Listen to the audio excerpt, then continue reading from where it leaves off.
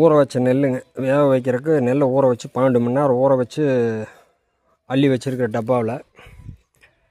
அப்படியே இதுக்கு அடுத்தாப்பில் பார்த்தீங்கன்னா இங்கே கொப்பரையில் வேகுது நெல். இப்படி கொப்பரையில் போட்டு உள்ளே தண்ணி ஊற்றி நெல்லை வேக வைக்கிறான். இது பாருங்கள், நல்ல சோறாகவே ஆகிருக்கு ஒவ்வொன்றும். இங்கே பார்த்தீங்கன்னா ஒவ்வொன்றும் அப்படியே சோறாகவே ஆகிருக்கு நெல். இதில் வெந்துருச்சு.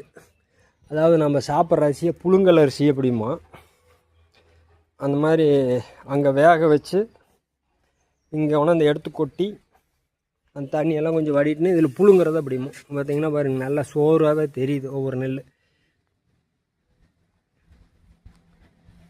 பார்த்திங்கன்னா இதெல்லாம் வந்து அரிசி நல்லா வெந்து வெடித்து இந்த மாதிரி இப்படி இருக்கணும். இது ஒரு சில பக்கம் என்ன பண்ணுவாங்க, ஆஃப் வேக்காடுன்னு சொல்லி இந்த பாலிஷ் போட்டு கலரு வர விளையேன்ட்டுக்கிறக்கோசம் அரை வேக்காடு போட்டுருவாங்க. இதை நம்ம நல்லா வேக வச்சுருக்கிறோம். அதுக்கு அடுத்து பார்த்திங்கன்னா இங்கே அள்ளி கொட்டி காய வைக்கிறோம். காய வைக்கிறதுக்கு பார்த்திங்கன்னா இது அப்படி தான் பாருங்கள், இப்படி வெடிச்சிருக்கிற நெல்லெல்லாம் காய காய பழைய பொடி அந்த அரிசி சோறு குறுங்கி மாதிரியே வந்துடும்.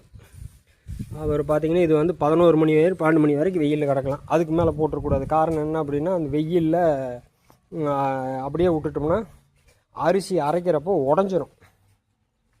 உடஞ்சிச்சுன்னா அதில் பார்த்திங்கன்னா உடனேட்ட போயிடும் அதிகமாக. அதனால் வந்து ஒரு 11 மணிக்கு குட்டாம் போட்டு மறுபடியும் அதுக்கப்புறம் 5 மணிக்கு உடச்சி விடலாம்.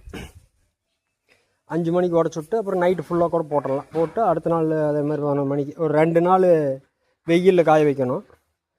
அப்புறம் ஒரு 2 நாள் அப்படியே நிழலில், வெயில் போடாமல் நிழல் உணர்த்தி அப்படியே 2 நாள் போட்டு அப்புறம் மூட்டையில் பிடிச்சி வச்சுக்கிட்டா நமக்கு எப்போ தேவையோ அப்போ எடுத்து கொண்டாந்து அரைச்சி வச்சுக்கலாம். இப்படி நம்ம சாப்பிட்ற அரிசிக்கு வந்து விளைஞ்சி காட்டில் விளைஞ்சி அறுத்து அடித்து கொண்டு வந்து, அதுக்கு முன்னாடி பார்த்திங்கன்னா